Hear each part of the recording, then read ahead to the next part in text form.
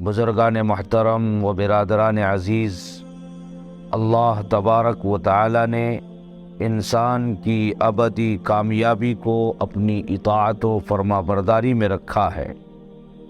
انسان اس کامیابی کو اللہ تعالیٰ کی عبادت و رضا سے حاصل کرنے کے لیے ہر ممکن کوشش کرتا ہے، مگر چونکہ انسان کی کامیابی شیطان کو کبھی اچھی نہیں لگتی، تو جب انسان کسی گناہ کا ارتکاب کرتا ہے، شیطان اگرچہ اس سے خوش ہوتا ہے، لیکن اس کے ساتھ پریشانی کی بات یہ ہوتی ہے شیطان کے لیے کہ گناہگار انسان جب ندامت و شرمندگی سے اللہ تبارک و تعالی سے توبہ کرے گا تو اپنے گناہ معاف کرا لے گا، اللہ تبارک و تعالی کی بارگاہ میں سجدہ ریز ہوگا، اور سجدہ ریز ہو کر اللہ رب العزت سے اپنے گناہوں کی معافی مانگے گا، تو اللہ تبارک و تعالی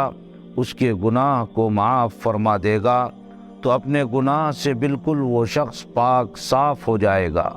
اور شیطان سوچتا ہے کہ میری ساری محنت بیکار جائے گی، تو پھر انسان کو ایک ایسے گناہ میں مبتلا کر کے مطمئن ہو جاتا ہے کہ اس کے ارتکاب پر انسان کو توبہ کی توفیق نہیں ملتی، اور وہ گناہ بدعت ہے۔ جی ہاں، بدعت بہت ہی سنگین گناہ ہے، کیونکہ بدعتی سمجھ رہا ہوتا ہے کہ وہ بہت بڑی نیکی کر رہا ہے، جبکہ وہ اپنے عمل کو گناہ تصور ہی نہیں کرتا، تو آپ ہی بتائیں کہ وہ توبہ کیسے کرے گا؟ تو بدعتی ہمیشہ توبہ کی دولت سے محروم رہتا ہے۔ انہی بدعات میں سے ایک قبیح بدعت 22 رجب کے کونڈوں کی رسم ہے۔ یہ بغض صحابہ اور توہین صحابہ پر مبنی رسم دشمنان صحابہ کی ایجاد کردہ ہے۔ اس کا پس منظر کچھ یوں ہے کہ 22 رجب کی شب کو عورتیں نہا دھو کر باوضو ہو کر خاص طریقے کے مطابق پوریاں بنا کر مٹی کے کوڑے کونڈوں میں بھر کے چوکی یا صاف چادر پر رکھ کر ایک منظوم کتاب پڑھواتی ہیں۔ اور میں آپ کو یہ بتا دوں کہ یہ واقعہ میرے ساتھ بھی پیش آیا۔ میں ابھی ادھر 16ویں کراس میں رہتا تھا، 5-6 سال قبل کی بات ہے۔ جب میں اس گھر کے اندر رہتا تھا تو میرے نیچے میں جو شخص رہتے تھے، میاں بیوی، وہ دونوں بھی کونڈے کرنے والے تھے اور ان رسوم اور رواجات کو ماننے والے تھے۔ انہوں نے مجھے آ کر کہا کہ مجھے پور کا فاتحہ دلانا ہے اور یہ کتاب پڑھوانا ہے، مولانا آپ یہ کر دیں تو بڑی مہربانی ہوگی۔ میں تو چونک گیا، میں پریشان ہو گیا کہ بھائی یہ پور کا فاتحہ میں کس طرح کروں، اور یہ کتاب کون سی ہے؟ میں نے ان کو برجستہ منع کر دیا۔ تو بہرحال منع کرنے کے بعد وہ میری طرف حیرانی سے دیکھنے لگا، بڑا متعجب ہوا کہ یہ امام صاحب ہیں، اتنے بڑے عالم ہیں، اس کے باوجود بھی ان کو یہ کتاب پڑھنا نہیں آتا، ان کو تو فاتحہ بھی دینا نہیں آتا۔ بہرحال وہ مجھے بڑا غافل سمجھنے لگا۔ میں یہ عرض کر رہا تھا کہ اس رسم کی ابتدا کب ہوئی؟ سن 1906 میں ریاست یوپی رامپور سے یہ رسم کی ابتدا ہوئی۔ رجب کے کونڈوں کو ثابت کرنے کے لیے ایک جھوٹی کہانی کا سہارا لیا جاتا ہے، جس کا خلاصہ یہ ہے کہ مدینے میں ایک غریب لکڑہارے کی بیوی نے امام جعفر صادق رحمۃ اللہ علیہ کو یہ کہتے ہوئے سنا کہ جو 22 رجب کو میرے نام کے کونڈے بھرے گا، پھر اللہ سے جو بھی دعا کرے گا وہ قبول ہوگی، ورنہ قیامت کے دن وہ میرا گریبان پکڑ لے۔ چنانچہ اس لکڑہارے کی بیوی نے ایسا ہی کیا۔ اس کا شوہر بہت سا مال لے کر واپس لوٹا اور ایک شاندار محل تعمیر کر کے رہنے لگا، اور وزیر کی بیوی نے کونڈوں کو نہ مانا تو اس کے شوہر کی وزارت ختم ہو گئی۔ پھر اس نے توبہ کی اور کونڈے بھرے تو دوبارہ وزیر بن گیا۔ اس کے بعد بادشاہ اور قوم ہر سال دھوم دھام سے یہ رسم منانے لگے۔ بزرگان محترم، یہ قبیح بدعت اور رسم ہے جو دشمنان صحابہ کی ایجاد کردہ ہے۔ حضرات صحابہ کرام رضوان اللہ تعالی علیہم اجمعین کے جو دشمن ہیں، ان لوگوں کی یہ ایجاد کردہ رسم ہے۔ اس کی ایجاد صرف اور صرف حضرت امیر معاویہ رضی اللہ تعالی عنہ سے بغض کے اظہار کے لیے ہے۔ اس کا دین اسلام اور شریعت محمدیہ سے میرے بھائیوں کوئی تعلق نہیں ہے۔ مفتی کفایت اللہ رحمت اللہ علیہ اپنی کتاب میں فرماتے ہیں، رجب کے کونڈوں کی کوئی حیثیت نہیں، یہ گھڑی ہوئی باتیں ہیں، ان کو ترک کر دینا چاہیے۔ ان کو شرعی سمجھ کر پکانا، بنانا، کھانا، کھلانا سب بدعت ہے۔ اور حضرت مفتی محمود حسن گنگوہی رحمت اللہ علیہ فرماتے ہیں، کونڈوں کی مروجہ رسم محض بے اصل، خلاف شرع اور بدعت ہے۔ حضرت مفتی محمود حسن گنگوہی رحمت اللہ علیہ فرماتے ہیں کہ کونڈوں کی مروجہ رسم محض بے اصل ہے، خلاف شریعت ہے، بدعت ہے۔ 22 رجب نہ حضرت جعفر صادق رحمت اللہ علیہ کی تاریخ ولادت ہے اور نہ تاریخ وفات ہے۔ اس کا حضرت جعفر صادق رحمت اللہ علیہ کے ساتھ کیا تعلق؟ 22 رجب حضرت سچ بات تو یہی ہے کہ 22 رجب المرجب حضرت امیر معاویہ رضی اللہ تعالی عنہ کی تاریخ وفات ہے۔ اس رسم کو محض پردہ پوشی کے لیے حضرت امام جعفر صادق رحمت اللہ علیہ کی طرف منسوب کیا گیا ہے۔ در حقیقت میرے بھائیوں، اس بات سمجھنے کی کوشش کریں، حقیقت میں یہ رسم حضرت امیر معاویہ رضی اللہ تعالی عنہ کی وفات کی خوشی میں منائی جاتی ہے۔ ہمارا یہ کام کرنا یہ سمجھ کر ہم کر رہے ہوتے ہیں کہ ہم تو امام جعفر صادق رحمت اللہ علیہ کے ولادت کی خوشی میں کونڈے بھرتے ہیں، لیکن بھائیوں اور بزرگوں، ذرا کلیجے پر ہاتھ رکھ کر سوچیں کہ ہم تو یہ لا علمی میں، غفلت میں یہ کام کر رہے ہیں، لیکن ہمارا یہ کام کرنا بغض صحابہ میں اس کا جو ہے شمار ہو رہا ہے کہ حضرت امیر معاویہ رضی اللہ تعالی عنہ کی تاریخ وفات 22 رجب المرجب ہے۔ غور سے سن لیں، در حقیقت یہ رسم حضرت امیر معاویہ رضی اللہ تعالی عنہ کی وفات کی خوشی میں منائی جاتی ہے۔ جس وقت یہ رسم منائی گئی اور اس کی شروعات ہوئی، اس وقت اہل سنت کا غلبہ تھا، اس لیے خفیہ طور پر اس رسم کو منائی گئی۔ لہٰذا برادران اہل سنت کو اس رسم سے بہت دور رہنے کی ضرورت ہے، نہ خود اس رسم کو بجا لائیں اور نہ ہی اس میں شرکت کریں۔ اسی طرح میرے بھائیوں اور بزرگوں، عوام الناس میں 27 رجب کے روزے کو فضیلت والا سمجھا جاتا ہے، اور وہ رجب کی 27ویں تاریخ کو روزہ رکھنے کا ثواب 1000 روزوں کے برابر سمجھتے ہیں۔ اسی واسطے اس روزے کو ہزاری روزہ کہتے ہیں، مگر یہ فضیلت ثابت نہیں۔ بعض لوگ فون کر کے پوچھتے ہیں، حضرت یہ 27 جو ہے رجب کا روزہ رکھنا ہے، مجھے تو اس تعلق سے میں لوگوں کو صاف طور پر وضاحت کر دیا کہ بھائی اس روزے کا کسی کتاب سے کوئی ثبوت نہیں ہے، لہٰذا جس طرح عام دنوں میں روزہ رکھتے ہیں آپ رکھ سکتے ہیں۔ بہرحال یہ ہزاری روزہ، اس کا کوئی ثبوت نہیں، اس کی کوئی ثبوت کسی کتاب میں نہیں ہے، اس کی فضیلت بھی ثابت نہیں ہے، کیونکہ اکثر روایات اس بارے میں موضوع ہیں، اور بعض جو موضوع نہیں وہ بھی بہت زیادہ ضعیف ہیں۔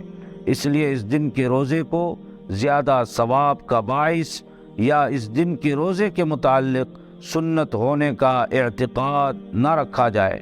علماء کرام نے اپنی تصانیف میں اس کی بہت تردید کی ہے۔ حافظ ابن حجر عسقلانی رحمت اللہ علیہ نے تبیین العجب بما ورد فی فضل رجب کے نام سے اس موضوع پر مستقل کتاب لکھی ہے۔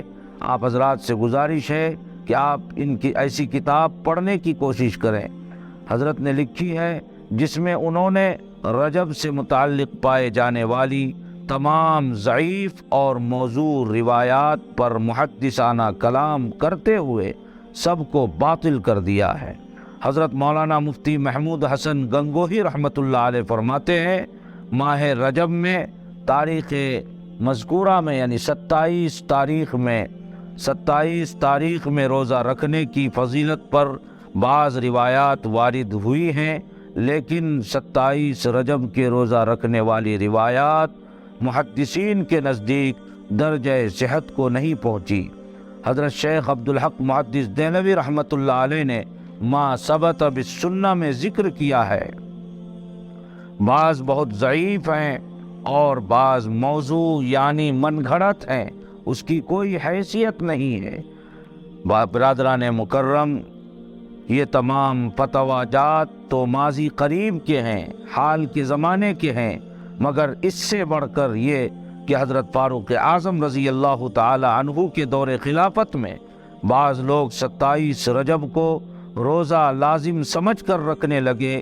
جب حضرت فاروق اعظم رضی اللہ تعالی عنہ کو پتہ چلا کہ 27 رجب کا خاص اہتمام کر کے لوگ روزہ رکھ رہے ہیں، تو چونکہ ان کے یہاں دین سے ذرا ادھر ہونا یا ادھر ہونا ممکن نہیں تھا، چنانچہ وہ فوراً گھر سے نکل پڑے اور ایک ایک شخص کو جا کر زبردستی فرماتے کہ تم میرے سامنے کھانا کھاؤ اور اس بات کا ثبوت دو کہ تمہارا روزہ نہیں ہے۔ باقاعدہ اہتمام کر کے لوگوں کو حضرت عمر نے کھانا کھلایا۔ حضرت فاروق اعظم رضی اللہ تعالی عنہ کا یہ عمل اور صحابہ کرام کا خاموش رہنا اس لیے تھا تاکہ لوگوں کو یہ خیال نہ ہو کہ آج کا روزہ زیادہ فضیلت کا ہے، بلکہ جیسے اور دنوں میں نفلی روزے رکھے جا سکتے ہیں، اسی طرح اس دن کا بھی نفلی روزہ رکھا جا سکتا ہے۔ یعنی 27 رجب کا نفلی روزہ جس طرح عام دنوں میں رکھنے کی اجازت ہے، اسی طرح اسی ارادے سے اگر کوئی شخص 27 رجب کا روزہ رکھے تو اس میں کوئی یہ نہیں ہے، کوئی رکاوٹ نہیں ہے۔ فضیلت سمجھ کر اگر کوئی رکھتا ہے اور مخصوص کر کے کہ 27 رجب کے روزے کی تخصیص کر کے اگر کوئی شخص روزہ رکھتا ہے تو اس کی اجازت نہیں ہے، بلکہ جیسے اور دنوں میں نفلی روزہ رکھے جا سکتے ہیں، اسی طرح اس دن کا بھی نفلی روزہ رکھا جا سکتا ہے، دونوں میں کوئی فرق نہیں۔ آپ نے یہ اہتمام اس لیے فرمایا، حضرت فاروق اعظم رضی اللہ تعالی عنہ نے یہ اہتمام اس لیے فرمایا تاکہ بدعت کا سد باب ہو اور دین کے اندر اپنی طرف سے زیادتی نہ ہو۔ اس سے اس بات کا جواب بھی معلوم ہو گیا کہ بعض لوگ جو یہ خیال کرتے ہیں کہ اگر ہم نے اس رات میں جاگ کر عبادت کر لی اور دن میں روزہ رکھ لیا تو کون سا گناہ کر لیا؟ کیا ہم نے چوری کر لی؟ کیا ہم نے شراب پی لی؟ کیا ڈاکہ ڈالا؟ ہم نے رات میں عبادت ہی تو کی ہے، اور اگر دن میں روزہ رکھ لیا تو کیا خرابی کا کام کیا؟ حضرت فاروق اعظم رضی اللہ تعالی عنہ نے میرے بھائیوں بتلا دیا کہ خرابی یہ ہوئی کہ اس دن کے اندر روزہ رکھنے کا حکم اللہ تعالیٰ اور اس کے رسول صلی اللہ علیہ وسلم نے نہیں دیا، اور خود ساختہ اہتمام و التزام ہی اصل خرابی ہے۔ سارے دین کا خلاصہ اتباع ہے کہ ہمارا حکم مانو۔ اللہ فرماتا ہے کہ ہمارا حکم مانو، نہ روزہ رکھنے میں کچھ رکھا ہے، نہ افطار کرنے میں کچھ رکھا ہے، اور نہ نماز پڑھنے میں کچھ رکھا ہے۔ جب ہم کہیں کہ نماز پڑھو تو نماز پڑھنا عبادت ہے، اور جب ہم کہیں کہ نماز نہ پڑھو تو نماز نہ پڑھنا عبادت ہے۔ جب ہم کہیں کہ روزہ رکھو تو روزہ رکھنا عبادت ہے، اور جب ہم کہیں کہ روزہ نہ رکھو تو روزہ نہ رکھنا عبادت ہے۔ اگر اس وقت روزہ رکھو گے تو یہ دین کے خلاف ہوگا، تو دین کا سارا کمال اتباع میں ہے۔ میرے بھائیوں، یہ اچھی طرح یاد رکھو کہ دین کا سارا کمال اتباع میں ہے۔ اگر اللہ تعالیٰ یہ حقیقت دل میں اتار دے تو ساری بدعتوں کے خود ساختہ التزامات کی جڑ کٹ جائے۔ اب صورتحال یہ ہے کہ ہر خرافات کو عبادات کے درجے میں سمجھا جاتا ہے۔ شعر یاد آ گیا کہ حقیقت روایات میں کھو گئی، حقیقت روایات میں کھو گئی، یہ امت خرافات میں کھو گئی۔